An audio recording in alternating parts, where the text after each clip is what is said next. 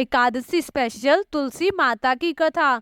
ऐसी मान्यता है कि कार्तिक मास की देव प्रबोधिनी एकादशी को तुलसी विवाह के रूप में मनाया जाता है।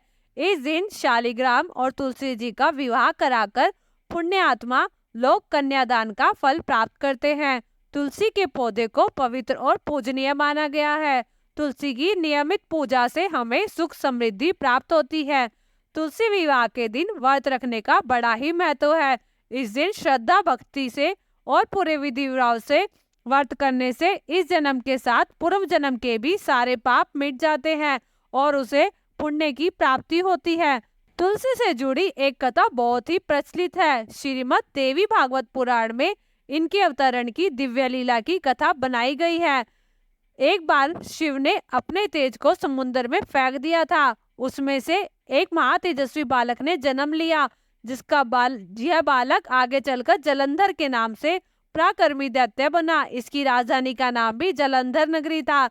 जलंधर महाराक्षस था। अपनी सत्ता के मद में चूर उसने माता लक्ष्मी को पाने की कामना से युद्ध किया, परंतु समुद्र से ही उत्पन्न होने के कारण माता लक्ष्मी ने उसे अपने भाई के रूप में स्वीकार किया। उधर दूसरी तरफ प्राचीन समय में कालनेमी नाम का एक असुर था और उस असुर की एक अति सुंदर तेजोमयी कन्या थी, जिसका नाम वृंदा था।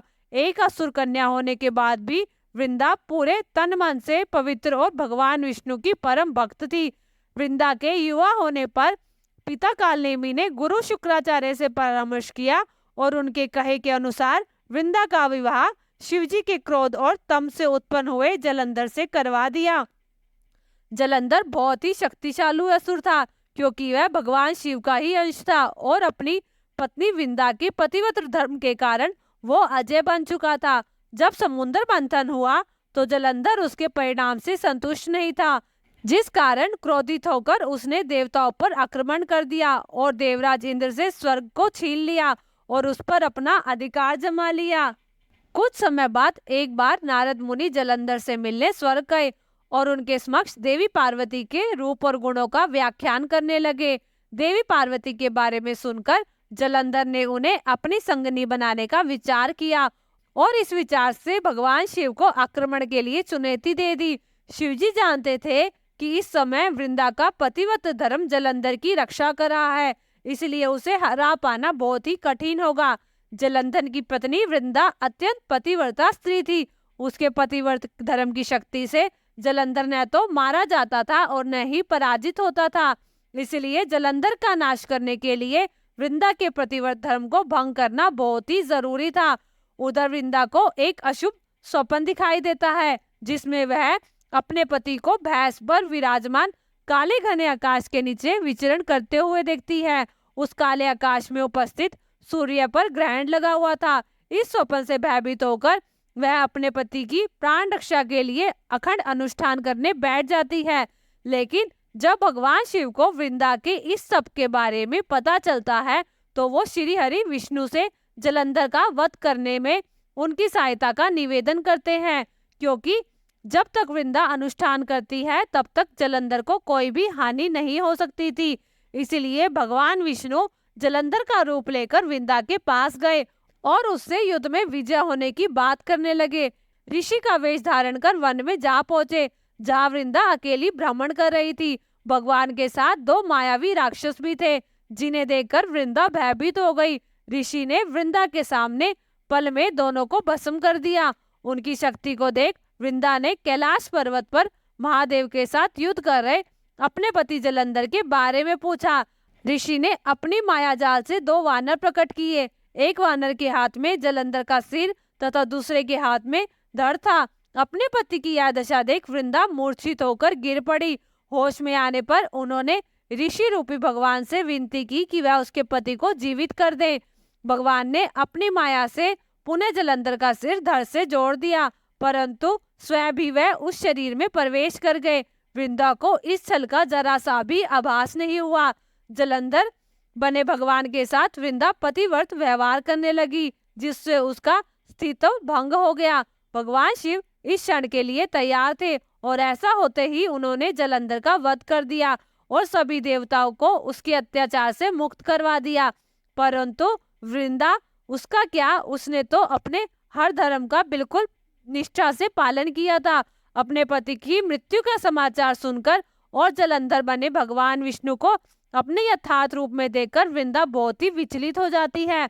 उस समय उसके क्रोध की कोई सीमा नहीं थी और इसी पति वियोग में वह भगवान विष्णु को श्राप दे देती है कि जिस तरह मैं अपने पति से विरह की वेदना सहन कर रही हूँ, उसी प्रकार आप भी अपनी पत्नी माँ लक्ष्मी से अलग हो जाएंगे और आपको भी इसका वेदना सहना होगा। आपके पाषाण हृदय में मेरे दुख के बारे में नहीं सोचा, इसलिए आप भी पाषाण बन जाए। भगवान विष्णु ने क्रोधाग्नि में जल रही एक स्त्री की वेदना को समझते हैं और वृंदा को वरदान देते हैं कि मेरा जो रूप तुम्हारे श्राप से पाषाण हो जाएगा, उसी पाषाण से मैं अगले जन्म में तुम्हारे साथ विवाह होगा। तुम्हें अपने धर्म का भली भांति निर्वाह किया है, इसलिए धर्मनिष्ठ मनुष्य के घर में तुम्हारा वास होगा और वहां तुम्हारी और मेरी पूजा की जाएगी। तुम्हारी पतिव्रता हर जन्म में अखंड होगी और मेरे हृदय में हमेशा तुम्हारा विशेष स्थान रहेगा। तुम्हारी उपस्थिति के बिना मेरे लिए किया गया कोई भी पूजन अनुष्ठान पूर्ण नहीं माना जाएगा। भगवान विष्णु से ऐसे वचन सुनकर वृंदा के क्रोध की ज्वाला तो शांत हुई, लेकिन उसने अपने पति से बिछोह के दुख में स्वयं को भस्म कर लिया। वृंदा के शरीर की उस भस्म से एक पौधे का जन्म हुआ जिसे तुलसी नाम से जाना गया। तब से तुलसी अर्थात वृंदा हर जन्म में भगवान विष्णु को प्रिय है। जब जिस तिथि पर तुलसी का जन्म हुआ वह प्रोबधिनी एकादशी थी, इसलिए हर वर्ष इस तिथि पर तुलसी और शालिग्राम का विवाह करवाया जाता है और कहा जाता है जो मनुष्य भी मेरे शालिग्राम के रूप के साथ तुलसी जी का विवाह करेगा उसे इस लोक और परलोक में विपुल यश प्राप्त होगा। उसी दैत्य जलंधर की यह भूमि जलंधर के नाम से विख्यात है। सती वृंदा का मंदिर भी मोहल्ला कोट के किशनचंद में स्थित है। कहते हैं इस स्थान पर एक प्राचीन गुफा है जो सीधी हरिद्वार तक जाती थी। सच्चे मन से 40 दिन तक सती वृंदा देवी के मंदिर में पूजा करने से सभी मनोरथ पूरे होते हैं। अब जानते हैं तुलसी विवाह का महत्व। मान्यता है कि जिस किसी माता पिता की कन्या नहीं है और वह कन्यादान के सुख से वंचित है, तो वो कार्तिक मास की द्वादशी तिथि को तुलसी और शालिग्राम का विवाह कराकर कन्यादान का सुख प्राप्त कर सकते हैं। देव उठनी एकादशी के दिन भगवान श्री हरि विष्णु 4 मास की निद्रा के बाद उठते हैं और तुलसी को माता लक्ष्मी का ही रूप माना जाता है और वह उनसे अत्यधिक प्रेम करते हैं और इसलिए वह उनकी गुणगान सुनने को इच्छुक रहते हैं। इस समय जो व्यक्ति तुलसी और शालिग्राम का औपचारिक विवाह कराता है उस व्यक्ति को कन्यादान का सुख और भगवान विष्णु माता लक्ष्मी का विशेष आशीर्वाद मिलता है। जिस घर में तुलसी होती है वहां यम के दूत असमय नहीं जा सकते। गंगा व नर्मदा के जल में स्नान तथा तुलसी का पूजन करने के बराबर माना जाता है। चाहे मनुष्य कितना भी पापी क्यों ना हो, मृत्यु के समय जिसके प्राण तुलसी दल और गंगा जल मुख में रखकर निकलते हैं वह पापों से मुक्त होकर बैकुंठ धाम को जाता है। जो मनुष्य तुलसी व आंवलों की छाया में अपने पितरों का श्राद्ध करता है उसके पितरों को मोक्ष की प्राप्ति होती है। दोस्तों, ये थी तुलसी विवाह के दिन तुलसी जी की सुने जाने वाली कथा, जिसको सुनने मात्र से व्यक्ति का कल्याण होता है। दोस्तों, आपको ये जानकारी कैसी लगी कमेंट करके जरूर बताएं और ऐसी ही जानकारी के लिए हमारे चैनल मेरे कानाजू को सब्सक्राइब जरूर करें और कमेंट में जय श्री कृष्णा राधे राधे जरूर लिखें। धन्यवाद।